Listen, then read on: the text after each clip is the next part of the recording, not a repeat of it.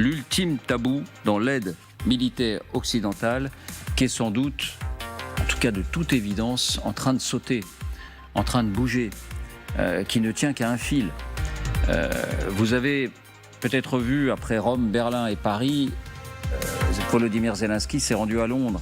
Et derrière cette chaleureuse accolade avec Rishi Sunak, le Premier ministre britannique, eh bien, il y a une information de poids, parce qu'encore une fois, elle est, semble-t-il, la toute dernière étape. En tout cas, elle démontre que visiblement, la Grande-Bretagne a fait son choix. La Grande-Bretagne s'apprête. Dans quelles conditions? On verra. Vous nous aiderez à comprendre. Et la Grande-Bretagne s'apprête à livrer des avions de chasse à l'Ukraine. Tout, en tout cas, indique que la décision est prise, même si le 10 Downing Street dit ce soir qu'elle n'est pas prise. Mais tout indique qu'on y va à grands pas. Et la Grande-Bretagne s'en cache à peine. Pourquoi? Eh bien, vous allez le comprendre avec ces annonces. Voici les indispensables avec Quentin Bérichel. Bonsoir Quentin. Bonsoir David, bonsoir à tous. C'est plus qu'un grand pas, donc c'est une quasi-annonce sur la livraison des avions de chasse britanniques. On le dit sans le dire. Oui, avec cette annonce importante, la formation des pilotes ukrainiens va commencer en Grande-Bretagne dès cet été. C'est Rishi Sunak, le Premier ministre britannique, qui l'annonce aux côtés de Volodymyr Zelensky cet après-midi. Écoutez les deux chefs d'État aujourd'hui.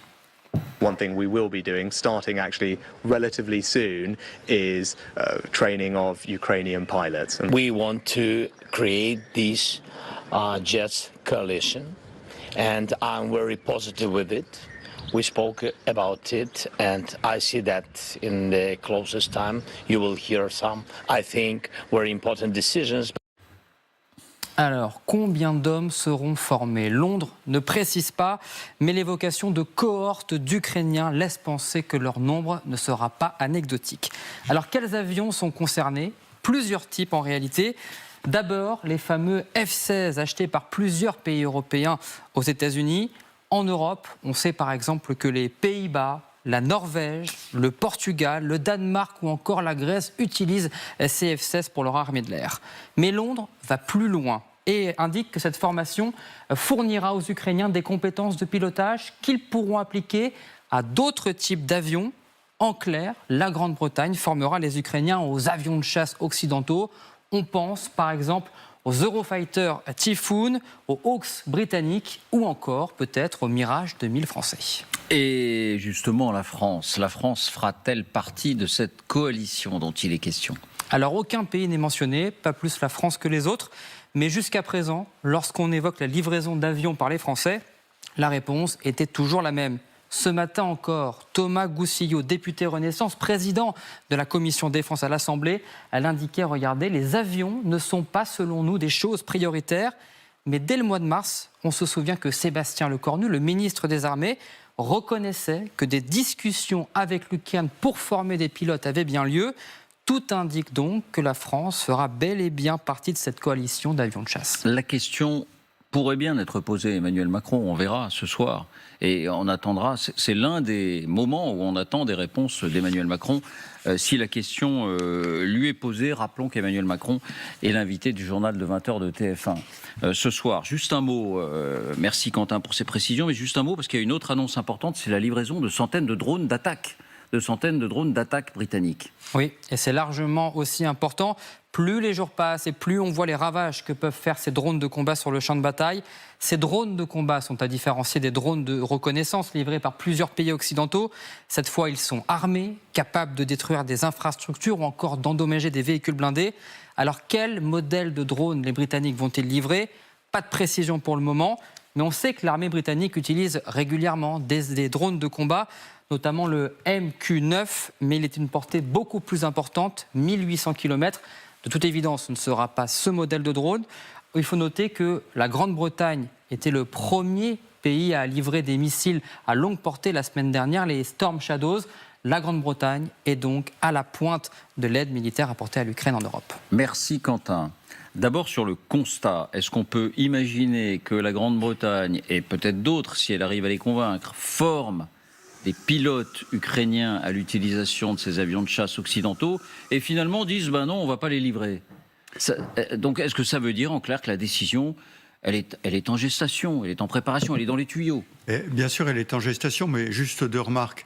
La première, on parle de coalition, ça me rappelle étrangement les léopards. Vous vous souvenez, les léopards, on a parlé d'une coalition léopard, d'un club léopard. Mais là, c'est un peu la même chose, parce que c'est plus simple de former sur un même type d'appareil. Et le F-16, comme on l'a vu sur la carte, ça correspond aussi à la carte des léopards. C'est un peu la même chose. Hein. C'est les mêmes pays qui disposent des mêmes avions. La deuxième chose, la formation des pilotes. Ça dépend quels sont les pilotes. Si vous prenez les pilotes de chasse déjà formés, mais vous ne les prendrez pas aujourd'hui parce qu'ils sont sur les MiG-29 et ces MiG-29 employés en Ukraine. Donc il y a peu de chances qu'on prenne des pilotes déjà formés. Il n'y en a pas beaucoup en Ukraine en plus. Hein. Donc on va vous prendre des jeunes gens qui ont toutes les capacités, les aptitudes, et on va les former. C'est pour ça qu'il est indiqué qu'ils pourront être formés pour aller sur d'autres avions de chasse. Parce que comment est-ce qu'on forme des pilotes d'avions de chasse ? En 3 temps. Premier temps sur des avions à hélice normaux, on apprend à piloter un avion. Ensuite sur un avion de base, hein, chez nous c'est l'Alpha Jet, ça peut être d'autres avions, donc un jet de base mais qui n'est pas vraiment du top niveau, et puis ensuite vous le passez sur ce qu'on appelle avion de combat. Et donc je pense que les 2 premières phases, effectivement, peuvent être faites un peu dans n'importe quel pays, et ensuite vous les transférez sur les avions de combat. Et tout ceci, ça prend du temps. Ça prend du temps, oui. Mais ce qui nous intéresse, c'est la décision. C'est-à-dire, est-ce qu'on y va tout droit ? C'est la question que je vous pose. Oui, moi, je pense qu'on y va tout droit. Quand vous entendez Sunak. Mais il y aura une décision commune qui sera prise. Et comme on parle beaucoup des F-16, tant que les Américains n'auront pas dit oui, il n'y aura pas de F-16 qui sera donné. Donc la discussion, elle est dans cette coalition, probablement au sein de l'OTAN, qui au passage donne un argument supplémentaire aux Américains de l'OTAN pour voir que l'OTAN est un instrument pour arriver à vendre leurs appareils. Hein, comme d'autres véhicules. Mais c'est dans cette coalition-là, oui, qu'il y aura une décision commune. On le sent bien aujourd'hui, même si les petits mots ne sont pas exactement les mêmes, on est à peu près sur la même ligne. Rien n'est exclu, on est en train d'étudier. Enfin, tous ces mots qui, à Londres et à Paris, ne sont pas forcément les mêmes, veulent dire la même chose, en fait.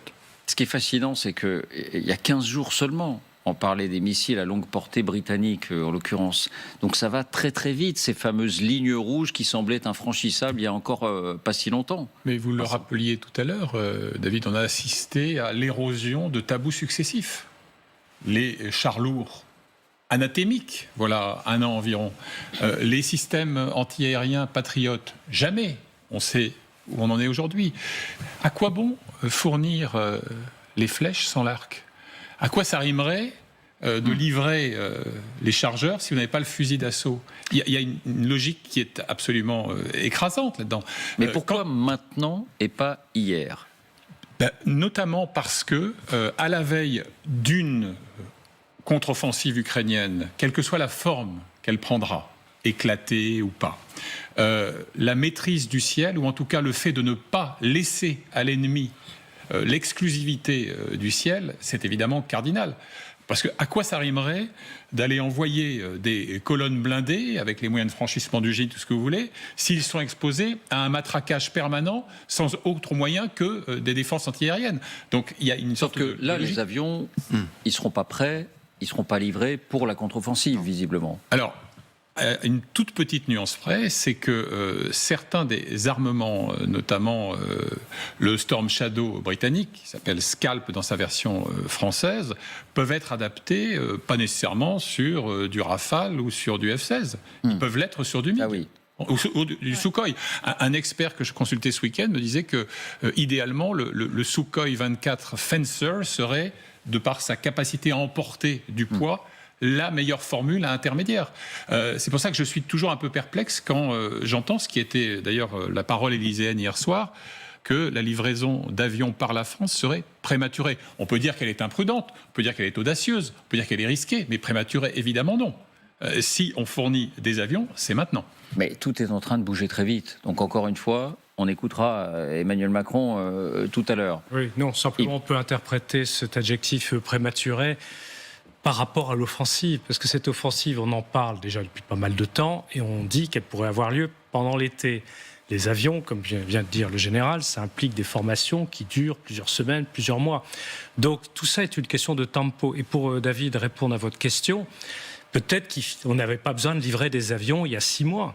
Et le tempo, en fait, est donné par les Ukrainiens et leur capacité, leur résilience, leur capacité à réagir par rapport à l'invasion russe, et le fait que maintenant, ils soient sur le point de lancer une contre-offensive. On ne pouvait pas en parler il y a 6 mois. Oui, mais résultat, Yves, ces avions ne seront pas livrés à temps pour la contre-offensive. Si on s'y était pris 3 mois ou 6 mois plus tôt, l'Ukraine les aurait aujourd'hui. Alors l'autre élément, c'est un élément politique. Je pense qu'il y avait quand même une relative prudence aussi, certainement, par rapport à la Russie. Vous savez, le fameux argument selon lequel il ne fallait pas livrer des matériels, soit aériens, soit des missiles susceptibles d'atteindre le territoire de la Russie. C'était l'argument qu'on opposait dans les capitales il y a quelques mois. Peut-être qu'aujourd'hui, maintenant, il y a une plus grande confiance dans le fait que les Ukrainiens veulent récupérer leur territoire.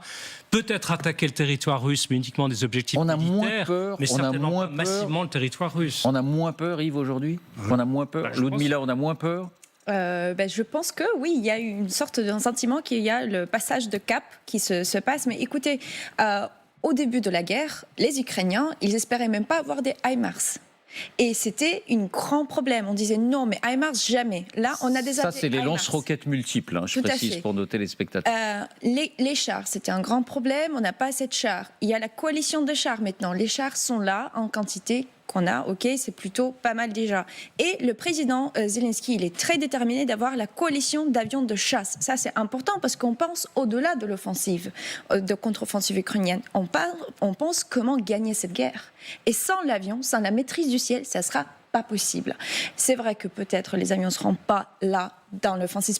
L'offensive, on peut dire que le façonnage du terrain de bataille il est déjà en train de se passer avec des choses qui sont ciblées sur les territoires occupés très régulièrement, les bases militaires ou les bases des postes de commandement. Mais on pense au-delà de ça. C'est pour ça d'ailleurs que Zelensky il a fait cette tournée-là.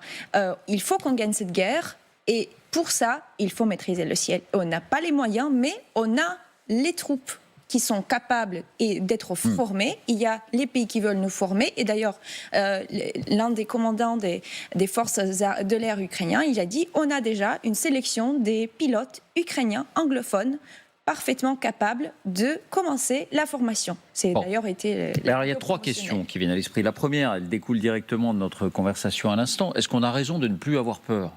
Est-ce qu'on a raison de dire, finalement, la Russie a un côté tigre de papier dans ses gesticulations permanentes. Vous allez voir ce que vous allez voir. Vous êtes des co-belligérants puisque vous livrez des avions. Ça, c'est tombé. Alors, je crois que c'est la réalité. Effectivement, comme ça vient d'être expliqué par tout le monde autour de la table, depuis 18 mois, enfin 18 mois un peu moins, mais ça a évolué de façon considérable. Et au début, tout le monde était d'abord sous le choc de cette attaque. Qu'est-ce qui se passe ? Qu'est-ce qui va se passer demain ? En plus, il y a la fameuse manipulation nucléaire qui a eu lieu pendant 8 mois, dont on ne parle plus beaucoup maintenant. C'est pas fini. Donc, il y a eu cette crainte tout le temps. Et ça a justifié la montée en gamme, si j'ose dire, de la livraison d'équipements. Et la livraison d'équipements, qui aujourd'hui est quasiment au maximum, on parle bien sûr des avions. Les avions, je pense qu'effectivement, c'est pour la phase ultérieure. C'est-à-dire que l'offensive qui va se dérouler dans les semaines qui viennent... il y a peu de chances que ce soit la fin de la guerre. Et donc, il s'agit de monter en gamme pour vraiment prendre une place à l'intérieur du système défensif ukrainien. Et je crois que c'est ça, mais pour répondre à votre question, oui, je crois qu'on a eu très peur au début et qu'on a de moins en moins peur parce que la Russie a démontré que elle réagissait. Souvenez-vous, dès qu'il y aura une frappe en Russie, ça va être la catastrophe. Bon, il y a eu plusieurs frappes en Russie, on n'en a pas parlé. La deuxième question, c'est l'impact justement dans l'arsenal ukrainien de la présence d'avions occidentaux. Qu'est-ce que ça change concrètement ? Alors, pardonnez-moi Vincent, mais... Pardon général, pour compléter ma question, on est en train de lancer, les Ukrainiens sont en train de lancer une vaste contre-offensive sans avions de chasse modernes, à part les quelques-uns qui possèdent encore. Donc, en quoi est-ce que ça apporterait vraiment quelque chose d'avoir des avions ? Il y a 2 choses. La suprématie aérienne, la protection du dispositif qui va attaquer. Là, je pense qu'il faut vraiment se reposer sur la défense antiaérienne, sur les missiles de toutes sortes et ça va. Qu'est-ce que pourrait faire l'aviation de chasse ? C'est neutraliser une aviation russe qui serait utilisée. Or, si la défense antiaérienne est suffisamment solide, les Russes n'iront pas, ils ne le font pas depuis le début de la guerre. Voilà. Donc, je pense que l'aviation, alors les Storm Shadow, par exemple, oui, parce que ça permet de frapper... Les missiles à longue portée. Voilà, mais l'aviation, du coup, en quoi elle serait Non, mais les Storm si Shadow, importante? pardon, ils vont avec les avions, hein, ils sont lâchés à partir des avions. Donc c'est pour taper dans la profondeur, pour taper les PC, la logistique à 250 km, vous avez besoin d'avions qui vont porter ce type de missiles. Vous aviez des missiles qui ont déjà été fixés sur les MiG-29, des missiles américains, pour détruire les systèmes radars. Donc, oui, vous en avez besoin pour ce type de choses. Est-ce qu'il y en a besoin de beaucoup, etc. Et puis je répète, dans le domaine de la formation, ils n'arriveront pas là, ils sont là pour une phase ultérieure. Et donc finalement, leur importance n'est pas si capitale que cela. Elle n'est pas immédiate. Pas immédiate, mais elle est Mais elle importante. est capitale. Mais c'est Elle est capitale pour qu'on puisse gagner cette guerre. C'est quand même assez politique tout ça. Hein. Je pense aussi pour Zelensky d'avoir cette coalition, Jet Coalition, comme il l'a dit et répété. Il a aussi dit quelque chose qui va bien au-delà de la contre-offensive. C'est pour après s'assurer que la Russie n'attaquera pas à nouveau l'Ukraine. Donc là, c'est vraiment une perspective pour le coup de moyen terme. Garantir la sécurité de l'Ukraine à terme. Et tous les pays membres de l'OTAN ont des flottes d'avions de combat. Hein, la Roumanie, la Pologne, on a beaucoup parlé des capacités polonaises, qui seraient la première armée continentale de l'OTAN. Et donc, ce pays, une fois l'offensive réussie, aura besoin de garantir sa sécurité à moyen terme, d'où les besoins d'avions. Oui, Vincent. Dans le rapport au temps, souvenez-vous qu'il y a quelques mois, on disait la décision sur les blindés lourds a été trop tardive. On compromet le succès d'une contre-offensive à venir. En réalité, on a maintenant, je crois, une masse de manœuvres suffisante et cohérente, on l'évoquait à l'instant, pour agir sur ce terrain-là. Il peut en être de même. Vous savez, on peut toujours parler sans agir. On peut agir sans parler, et puis on peut aussi agir avant de parler. C'est le cas des Britanniques. Moi, je n'exclus pas qu'il y ait déjà des formations qui soient en cours. Et d'ailleurs, souvenez-vous qu'il y a quelques mois, on avait évoqué le cas de quelques pilotes ukrainiens sur simulateur aux États-Unis. Aux États-Unis. Et il s'agissait d'évaluer leur niveau. Absolument. Mais vous ne faites pas ça gratuitement. Vous ne faites pas juste par bonté d'âme. Et je voudrais parler sur le contrôle général, mais il me semble qu'il y a plusieurs mois, on a même parlé de personnel ukrainien formé en France. Ce n'était pas des pilotes, je crois, mais du personnel de l'aviation. Oui. Voilà. Non, mais de même que la formation des pilotes en Angleterre, on en avait déjà parlé lors de la première visite des élèves. Oui, elle était évoquée. Ouais. Là, il donne une date, il dit ça va démarrer, il y a une cohorte et il va y avoir une coalition. Oui, mais il amplifie le mouvement. Mais je pense que les pilotes, il y en a, pas beaucoup, mais il y en avait déjà. Et je répète, n'est pas pilote qui veut. Je veux dire, c'est pas comme ça, tout le monde va être pilote. Il y a ceux qui sont utilisés aujourd'hui en Ukraine sur les avions de chasse, et puis il y a ceux qu'on va former, et là, ça dépend beaucoup à quel niveau on les prend pour les former. Alors pourquoi j'envisageais cette hypothèse, pour terminer très rapidement? Parce que s'agissant donc des Storm Shadow, donc les missiles dont on vient de parler, Scalp en version française, les Britanniques annoncent jeudi dernier la livraison prochaine d'eux, et j'ai une assez bonne source au niveau du constructeur qui me dit, en réalité, il y a déjà des Storm Shadow britanniques qui sont sur le territoire ukrainien. Donc voilà, il y a aussi un aspect psychologique, un aspect leurre même peut-être, pour troubler la vision des Russes. La dernière question, je vais vous la poser juste après, mais la Grande-Bretagne, voilà donc l'ennemi principal, et en particulier pour la télé publique russe. Écoutez ce journaliste à la télévision d'État russe, Dmitri Kiselyov, qui s'adresse directement à eux ou quasiment. Британцы качают, раздувают ни много ни мало мировую войну. В двух мировых войнах, как, впрочем, и в битве с Наполеоном, Британия становилась союзником России. Но лишь потому, что тогда она испытывала экзистенциальную угрозу, риск исчезнуть. Выбор был верным. Сейчас другая ситуация. Британия раздувает мировую войну, где она заведомо на другой стороне. В конце концов, речь идет о маленьком и очень уязвимом острове. Как говорится, не бросайся камнями, когда живешь в стеклянном доме.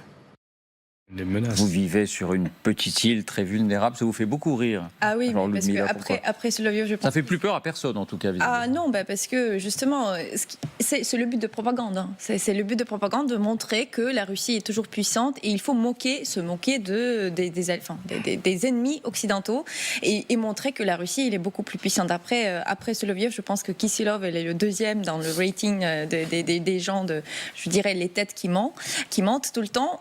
Mais après, la Grande-Bretagne et la Russie, l'animosité, elle est mutuelle hein, depuis longtemps. Ça, on ne peut pas nier.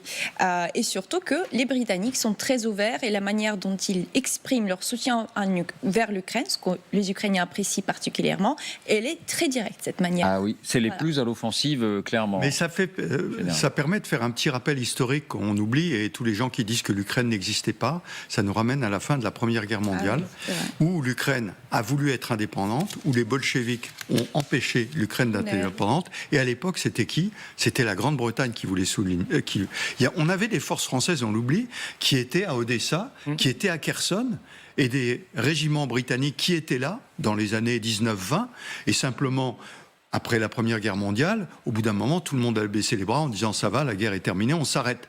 Mais à l'origine, c'était ça, c'était le soutien à la Russie blanche contre les bolcheviks, et qui était un soutien également à l'indépendance de l'Ukraine. Première Guerre mondiale. Donc on arrête de nous dire que l'Ukraine n'existait pas. Quelle continuité. La toute dernière question, vous y avez déjà répondu, Vincent. Est-ce que la France doit suivre ? Est-ce que la France doit elle aussi livrer des avions ? La France n'a pas livré de chars lourds, mais il y avait un argument technique qui a été jugé recevable. C'est-à-dire qu'il ne peut pas y avoir 10 000 standards de chars. Je sais que vous êtes sceptique par rapport à cet argument, Vincent, mais il a été entendu cet argument. Ce n'est pas la peine d'ajouter des chars Leclerc s'il y a déjà des Challenger, des Abrams et bien sûr des Léopards. Là, est-ce que la France doit y aller avec, non pas des Rafales, mais des Mirages ? Écoutez, d'abord, on connaît l'argument de la raréfaction du potentiel en la matière, mais il se trouve qu'il y a un marché de l'occasion dans les avions de chasse. Et vous avez plusieurs dizaines sur le bon coin de Mirages, 40, pas nécessairement, mais qui, par exemple, sont à vendre. Certains sont aujourd'hui aux Émirats arabes unis, qui sont en train de renouveler leur flotte, au profit précisément, notamment des Rafales. Et puis, il y a des sociétés privées qui se chargent de ce négoce d'avions de chasse. Donc, si on le veut. Mais au-delà, si vous voulez, de la dimension opérationnelle, on parlait de coalition. On a souligné tout à l'heure l'importance du concept de coalition par rapport aux blindés. C'est la même chose. C'est le meilleur moyen d'envoyer un message de cohérence et d'unité à Moscou. Vous voyez, on fait l'effort. Il y en a 3, il y en a 4, il y en a 7, peu importe. L'idée, c'est que tout le monde y est et qu'il n'y a pas de dissension. Vous pouvez pas enfoncer un coin entre la doctrine londonienne et la doctrine parisienne. On doit y aller. Et tout à l'heure, le général disait que l'OTAN, c'est un bon moyen pour les Américains de vendre leurs avions. Et je me souviens d'une ministre de la Défense qui avait dit l'article 5, c'est pas l'article F-35. Donc, comme il y a prochainement un sommet pour l'OTAN, ça veut dire que l'OTAN, ça peut être aussi des avions français. Mais pour vous, on doit y aller. Je pense qu'on ira, un jour ou l'autre. Mais vous pensez qu'on doit y aller ? Je pense qu'il n'y a pas de raison de ne pas faire en coalition. Je crois beaucoup à la coalition dans cette affaire. D'ailleurs, depuis le début, on a toujours agi ensemble. Il faut rappeler qu'avant les chars Léopard, il y a quand même eu les éléments blindés français. Et vous vous souvenez que c'est à partir du moment où les Français ont annoncé les éléments blindés légers que les Allemands ont bougé sur le Léopard. On voit d'ailleurs la cohésion de cette coalition. C'est-à-dire que tout le monde a envie de faire l'annonce, mais personne ne fait l'annonce tant que la décision collective n'a pas été prise.